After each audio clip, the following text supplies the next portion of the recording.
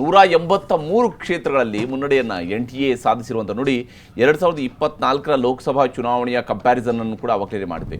ಅಲ್ಲಿ 145 ಅಸೆಂಬ್ಲಿ ಸೆಗ್ಮೆಂಟ್ಗಳಲ್ಲಿ 2024ರ ಲೋಕಸಭಾ ಚುನಾವಣೆಯ ಸಂದರ್ಭದಲ್ಲಿ NDA ಮುನ್ನಡೆಯನ್ನು ಸಾಧಿಸಿತು. ಈ ಬಾರಿಯ ವಿಧಾನಸಭಾ ಚುನಾವಣೆಗೆ ಬಂದಾಗ ಅದು 145 ಅಲ್ಲ 183 ಕ್ಷೇತ್ರಗಳಲ್ಲಿ ಮುನ್ನಡೆಯನ್ನು ಸಾಧಿಸೋದು ಅಂತ ಹೇಳಿದರೆ ಸಹಜವಾಗಿ ಅತಿ ದೊಡ್ಡದಾದಂತಹ ಗೆಲುವು, ಅತ್ಯಂತ ಪ್ರಮುಖವಾಗಿರ್ತಕ್ಕಂಥ ಗೆಲುವು. ಮತ್ತು ಬಿಹಾರದಂತಹ ರಾಜ್ಯದಲ್ಲಿ 20 ವರ್ಷಗಳ ಆಳ್ವಿಕೆಯನ್ನು ನಡೆಸಿದ ನಂತರವೂ ಕೂಡ ಮತ್ತು ಮುಖ್ಯಮಂತ್ರಿ ಅಭ್ಯರ್ಥಿಯನ್ನ ಘೋಷಣೆ ಮಾಡದೆಯೂ ಕೂಡ ಅಷ್ಟು ದೊಡ್ಡ ಮಟ್ಟದಲ್ಲಿ ಗೆಲುವನ್ನು ದಾಖಲಿಸಿಕೊಳ್ಳೋದಕ್ಕೆ ಸಾಧ್ಯ ಆಗುತ್ತೆ ಅಂತ ಹೇಳಿದರೆ ಗೆಲ್ಲೋದು ಕಡೆಯಲ್ಲಿ ಮಹಾಗಠಬಂಧನ್ ಯಾವ ಸ್ವರೂಪದಲ್ಲಿ ಒಂದು ಉತ್ಸಾಹದಲ್ಲಿದ್ರಲ್ಲ, ಹುಮ್ಮಸ್ಸಲ್ಲಿದ್ರಲ್ಲ 2015 ಮತ್ತು 2020ರ ರಿಸಲ್ಟ್ನ ನಂತರ ಇಲ್ಲ ಈ ಬಾರಿ ಬದಲಾವಣೆ ಗ್ಯಾರಂಟಿ ಅಂತೇಳಿ ಈ ಬಾರಿ ಬದಲಾವಣೆ ಗ್ಯಾರಂಟಿ ಅನ್ನುವಂಥದ್ದು ಇವರ ಗ್ಯಾರಂಟಿಯ ಜೊತೆಗೆ ಬದಲಾವಣೆ ಗ್ಯಾರಂಟಿಯನ್ನು ಕೂಡ ಜನ ಪಕ್ಕಕ್ಕೆ ಸರಿಸದಂಗೆ ಕಾಣ್ತಾ ಇದೆ.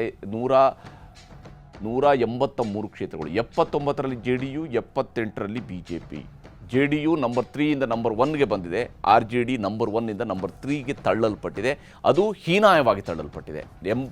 75 ಸೀಟಲ್ಲಿ ಗೆದ್ದಂಥವರು ಈ ಬಾರಿ 40 ಸೀಟ್ಗಿಂತ ಕಡಿಮೆ ಸ್ಥಾನಗಳಲ್ಲಿ ಮುನ್ನಡೆಯನ್ನು ಹೊಂದಿದ್ದಾರೆ ಅಂತ ಹೇಳಿದರೆ ತುಂಬ ಹೀನಾಯವಾಗಿರ್ತಕ್ಕಂತಹ ಪರಿಸ್ಥಿತಿಯಲ್ಲಿ ಸದ್ಯಕ್ಕೆ ನಡೀತಾ ಇರುವಂಥದ್ದು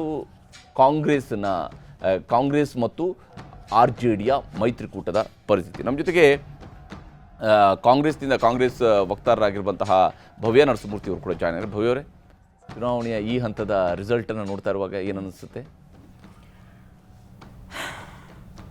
ಈ ಹಂತದ ರಿಸಲ್ಟ್ ನೋಡ್ತಾ ಇರುವಾಗ ಆಗ್ಬೋದು, ಅದಕ್ಕೆ ಮುಂಚೆ ಆಗ್ಬೋದು, ನಾವು ಒಂದೇ ಹೇಳಿರೋದು, ಎಲೆಕ್ಷನ್ ಕಮಿಷನ್ ಅವರು ನಡೆಸ್ಕೊತಿರುವಂತಹ ರೀತಿ, ಅವ್ರು ಮಾಡ್ತಿರುವಂತಹ ಎಲೆಕ್ಷನ್ ರೀತಿ, ರಾಹುಲ್ ಗಾಂಧಿಯವರು ಆಚೆ ಬಂದು ನಿಮಗೆ ಸಾಕ್ಷಿ ಸಮೇತ ಪ್ರೆಸ್ ಮೀಟ್ ಮಾಡಿದ್ದಾರೆ, CCTV ವಿಡಿಯೋ ರೆಕಾರ್ಡಿಂಗ್ಸ್ಗಳು ಹಾಗೆ ಮಾಯ ಆಗಿವೆ ಎಲೆಕ್ಷನ್ ಕಮಿಷನಿಂದ. ಇದ್ರ ಬಗ್ಗೆ ನೀವೇನು ಹೇಳ್ತೀರಾ ಸರ್ ಮೀಡಿಯಾದವರಾಗಿ? ನೀವು ಹೇಳಿ, ಎಷ್ಟು ರಿಪಿಟೇಷನ್ಗಳಿದ್ದಾವೆ? ಒಂದು ಮಹಿಳೆಯ ಫೋಟೋ ಒಂದೇ ಬೂತಲ್ಲಿ 200 ವೋಟರ್ ID ಮೇಲಿದೆ. ಬಿಹಾರ್ನ ಮಾಡೆಲ್ ಒಂದು ಫೋಟೋ ತೆಗೆದು ಇಲ್ಲಿ ಹಾಕಿದ್ದಾರೆ. ಎಷ್ಟೋ ಜನ ಪ್ರೂವ್ ಆಗಿದೆ, ಹರಿಯಾಣದಲ್ಲೂ ವೋಟ್ ಮಾಡಿದ್ದಾರೆ, ಡೆಲ್ಲಿಲೂ ವೋಟ್ ಮಾಡಿದ್ದಾರೆ, ಉತ್ತರ ಪ್ರದೇಶದಲ್ಲೂ ವೋಟ್ ಮಾಡಿದ್ದಾರೆ, ಬಿಹಾರಲ್ಲೂ ವೋಟ್ ಮಾಡಿದ್ದಾರೆ. ಅವ್ರುಗಳೇ ಫೋಟೋ ತೆಗೆದು ಸೋಷಿಯಲ್ ಮೀಡಿಯಾಗೆ ಹಾಕ್ಬಿಟ್ಟಿದ್ದಾರೆ ವೋಟ್ ಮಾಡಿರೋದಿನ. ಅವರ ಒಂದು ವೋಟರ್ ID ಜೊತೆ ಎಲ್ಲ ಪೋಸ್ಟ್ ಮಾಡಿದ್ದೀವಿ. ಆದರೂ ಕೂಡ ನೀವು ಈ ಪ್ರಶ್ನೆ ಕೇಳ್ತಿದ್ದೀರಿ ಅಂದರೆ ಎಲೆಕ್ಷನ್ ಕಮಿಷನ್ SIR ಆದ್ಮೇಲೂ ಕೂಡ ಯಾವುದೇ ರೀತಿ SIR ಆದ್ಮೇಲೂ ಕೂಡ ಅಂದ್ರೆ ಯಾವ ರೀತಿ ಆಗ್ತಿದೆ ಸರ್ SIR? ಅದ್ರ ವಿರುದ್ಧನೇ ಅಲ್ವಾ ನಾವಿರೋದು? ನಾವು ಕೇಳಿರೋದೇನು? ಆಸ್ ಎನ್ ಅಪೋಸಿಷನ್ ನಾವೇನು ಕೇಳಿದ್ವಿ? CCTV ಕ್ಯಾಮೆರಾಗಳು ಏನು, CCTV ರೆಕಾರ್ಡಿಂಗ್ಸ್ ಆಚೆ ಬಿಡಿ ಅಂತ ಕೇಳಿದ್ವಿ. ಏನು ಹೇಳಿದ್ರು ಎಲೆಕ್ಷನ್ ಕಮಿಷನ್ ಬಂದು? ಏನು ನಂಬಿಕೆ ಇದೆ ಸರ್ ಇನ್ನು ಮುಂದೆ ನಮ್ಮ ಪ್ರಜಾಪ್ರಭುತ್ವದ ಮೇಲೆ?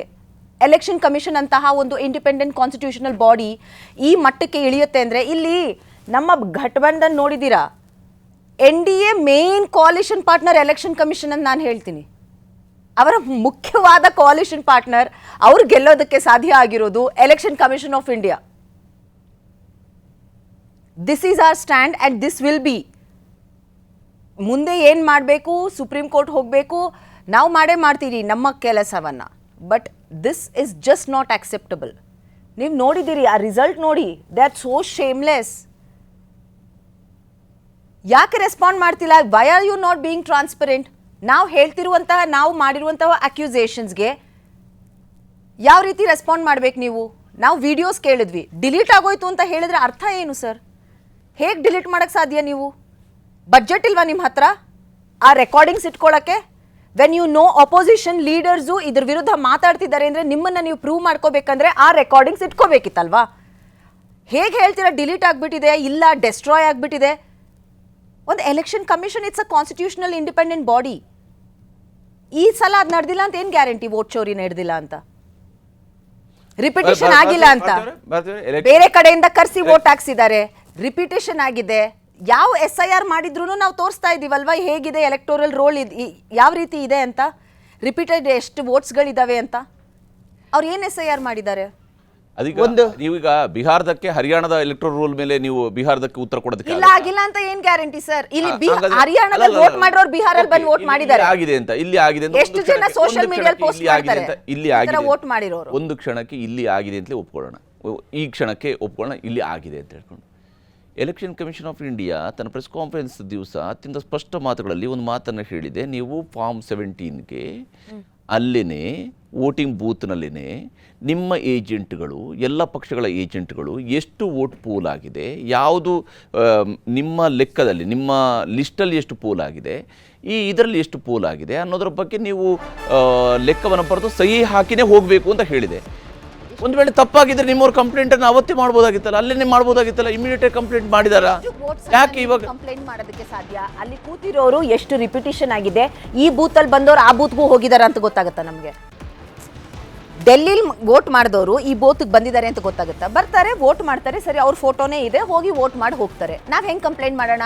ಡೆಲ್ಲಿಲಿ ವೋಟ್ ಹಾಕಿದಾರೋ ಇಲ್ವೋ ನಮಗೆ ಗೊತ್ತಿದೆಯಾ? ಅದು ನಾನೊಂದು ಬೂತ್ ಏಜೆಂಟ್, ನಾನು ಕೂತಿದ್ದೀನಿ, ಜನ ವೋಟ್ ಮಾಡಕ್ ಬರ್ತಾರೆ, ಅವ್ರ ಹೆಸರು ಈಗ 200 ಕಡೆಗಳಲ್ಲಿ ಬರುವಾಗ ಫೋಟೋದಲ್ಲಿ ಇರೋರು ಹೌದು ಅಲ್ಲೋ ಅಂತ ನಾನು ಇಲ್ಲಿ ಕೂತಿರೋ ಬೂತ್ ಏಜೆಂಟ್ಗೆ 200 ಕಡೆ ಅವ್ರ ಫೋಟೋ ಇರೋದು ನನಗೆ ಗೊತ್ತಾ ಸರ್? ನಂತರನೇ ಗೊತ್ತಾಗೋದಕ್ಕೆ ಸಾಧ್ಯ. ಇದು ನಂತರ ನಾನು ನೋಡಿದಾಗ ಗೊತ್ತಾಗೋದಕ್ಕೆ ಸಿದ್ದರಾಮಯ್ಯ ಅವರು ಕೂಡ ಹೇಳಿದ್ದಾರೆ ಬಿಹಾರದಲ್ಲೂ ವೋಟ್ ಚೋರಿ ಆಗಿದೆ ಅಂತ ಹೇಳಿದ್ದಾರೆ. 100% ಆಗಿದೆ.